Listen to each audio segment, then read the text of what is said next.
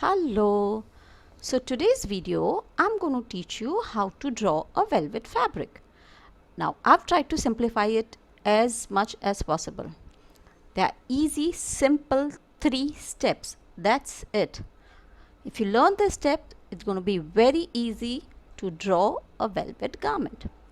Now, once we start doing designing, we have to finalize on our fabric. Now, if you see velvet fabric, can you see the pile happening on the fabric? Can you see the weight of the fabric, how thick the fabric is, and how the crease lines are falling? Right.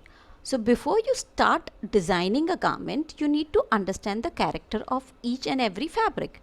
Now, velvet is basically very thick fabric, it's heavy fabric, so the crease lines are comparatively less, but they are very strong crease line. They are very what do you call it as very acute crease line, so understand how a fabric falls, right? Another thing what you need to understand while doing velvet is the shine. If you could look for before starting illustration, I think what you all should do is, if you are in a student level, just go through few few garments which are made up of velvet, see how it's falling, see how the crease lines are going, see how the light reflection is happening. Okay, now I'll teach you the easiest method, starting first with step 1.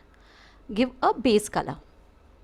Again, velvet have a very particular color tone.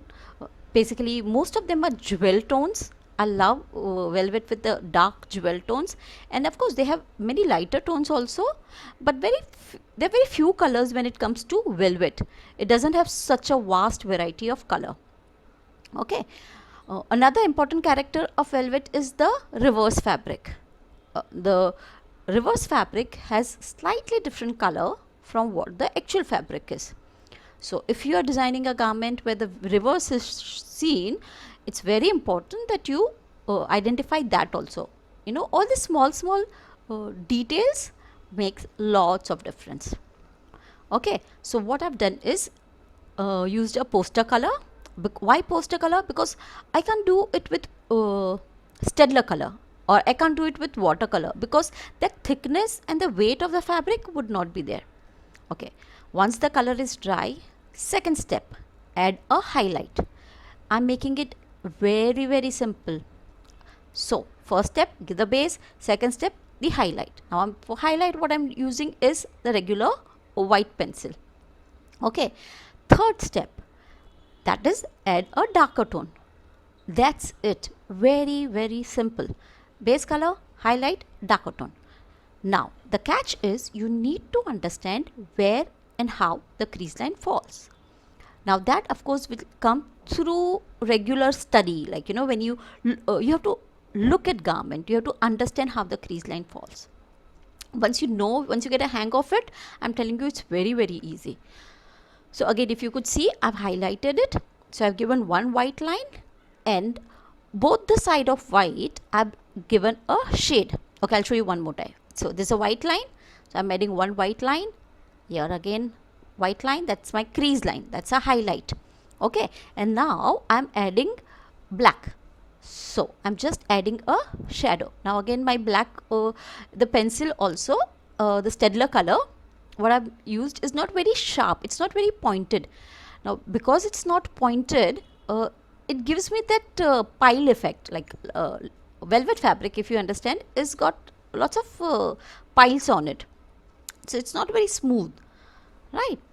So to create that kind of texture, I have not sharpened my pencil very pointed. I've made it slightly roughish, and again I'm doing 2 directional strokes. So if I'm doing a 1 directional stroke, it will be very smooth. So I'm using both the direction for the shading. That gives me more pebblish look, right?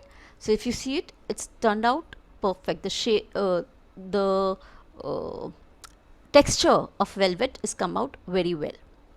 Again, identifying which is my lighter tone, which is my darker tone, and that's about it. And here, if you can see it, I'm just giving black shades, giving the textury feel to it, and with poster color and Staedtler overtone, it looks amazing. Yes, So it's very easy, as simple as that.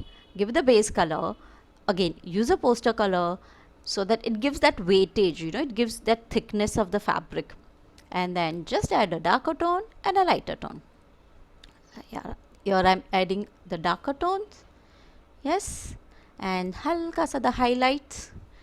That's about it. See, it's very simple. Yes. So I want you all to please try this method. I've tried to simplify it as much as possible. I'm adding slightly few more darker tones. Now I want you all to subscribe to my channel because I'll be teaching you many illustration tricks.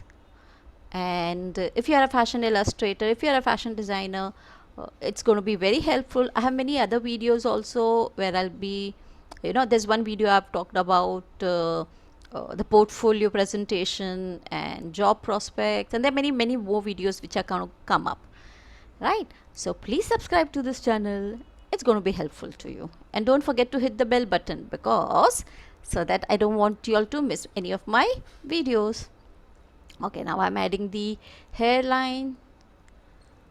Again, I've used watercolor for my hair, giving the touch up with my Stedlers. I'm giving her lovely brown eyes, highlighting it with black micro tip.